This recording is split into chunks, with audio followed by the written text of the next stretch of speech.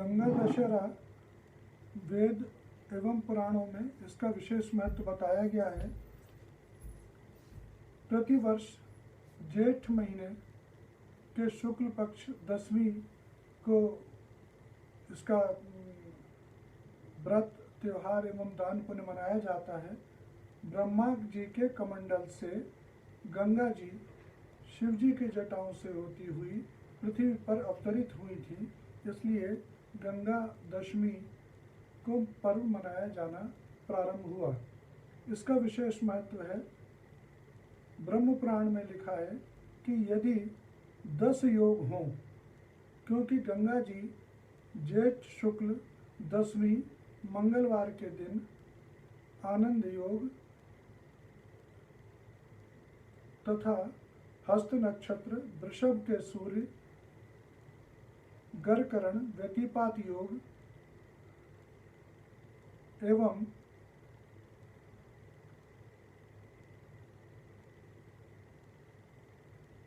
इन 10 योगों में अवतरित हुई थी।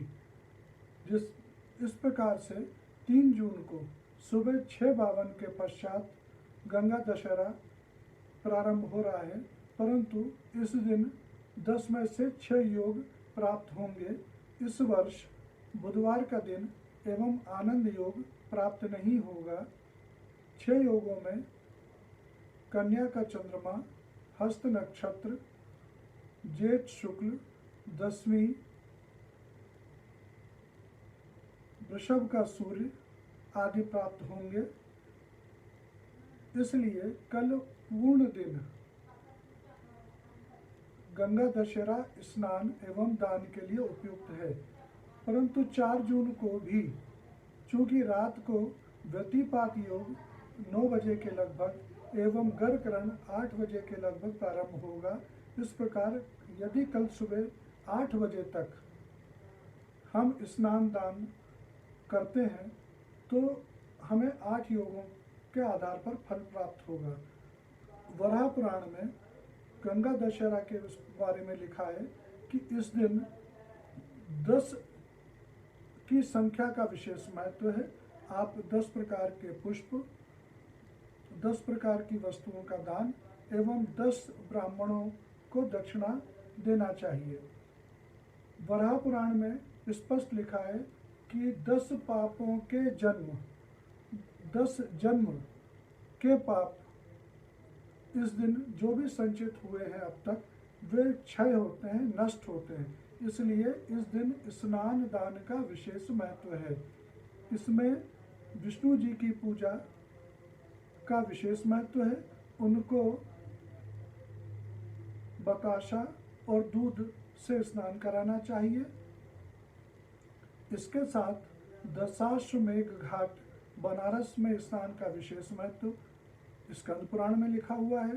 साथ ही काशी खंड में भी उल्लेख है कि 10 जन्मों के पाप ये अथवा 10 पापों का हरण होता है। इसलिए इस दिन गंगा जल में 10 डुबकी लगाना या 10 बार हमें अपने सिर पर पानी डालना चाहिए एवं तिल तथा पानी से 10 बार अर्घ या जल अर्पण करना चाहिए। विशेष महत्व है। स्कंद पुराण में लिखा है यदि गंगा नदी उपलब्ध ना हो या उसका जल उपलब्ध ना हो तो किसी भी पावन नदी के जल से या उसके जल में स्नान करना चाहिए। नदी के किनारे भी शिवलिंग बनाकर इसकी पूजा की जा सकती है। ब्रह्म पुराण में भी इसका विशेष उल्लेख है कि इस दिन जो स्नान इन योगों में करता है उसके 10 प्रकार के पापों का क्षय होता है, पुण्य का उदय होता है, भाग्य वृद्धि होती है। चूँकि 3 जून को प्रातः 6:52 से पूर्ण रात्रि तक ये योग हैं, इसलिए कल का दिन पूजा एवं दान की दृष्टि से अति उत्तम है। जबकि 4 जून को मात्र 8 बजे तक गंगा दशहरा के योग प्राप्त होंगे। ये 3 तारीख की तुलना में 2 योग अधिक होंगे, व्यतिपात एवं गरकरण, परंतु 8 बजे तक हमें स्नान एवं दान करना निश्चित करना पड़ेगा। गंगा दशहरा का एक विशेष मंत्र है, इसमें 3 हिस्से हैं मंत्र के। गंगाई नमः, शिवाई नमः, नारंग्यै नमः, सर्व पातय पातय स्वाहा, अथवा गंगाई हिली हिली नीली नीली सर्व पाप क्षयम कुरु कुरु नमः। इस दिन गंगा स्तोत्र का पाठ करने से हमको विभिन्न प्रकार के सुख, समृद्धि एवं हमारी बाधाएं, विघ्न दूर होते हैं। गंगा दशहरा चूंकि वर्ष में एक बार आता है और हर युग में इसका एक विशिष्ट महत्व रहा है। इसमें हम को 16 मुट्ठी तिल दान करना चाहिए।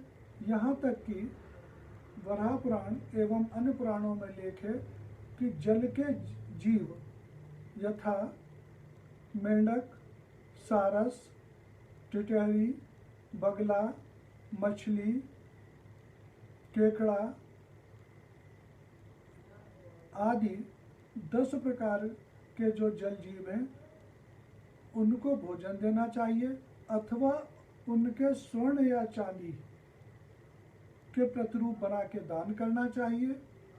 जल जीवों की रक्षा करना चाहिए, इससे पर्यावरण की शुद्धि होती है। जल को नमन करना चाहिए। 16 मुट्ठी हमें तिल दान करना चाहिए। इसमें 10 ब्राह्मणों को दक्षिणा देने का महत्व बताया गया है। पुष्प,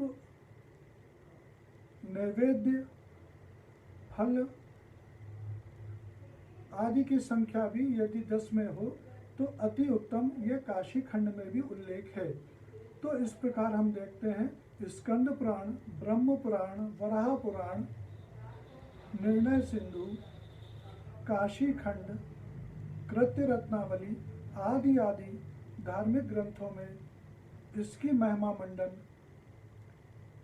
की बहुत अधिक स्तुतियां हैं। गंगा स्तोत्र या गंगा जी के मंत्र 5000 तक यदि हम दिन भर में करते हैं तो निश्चय ही हमें स्वर्गलोक प्राप्त होता है। इस प्रकार के उल्लेख भी ग्रंथों में हैं। शुभमस्तु, कृतमस्तु।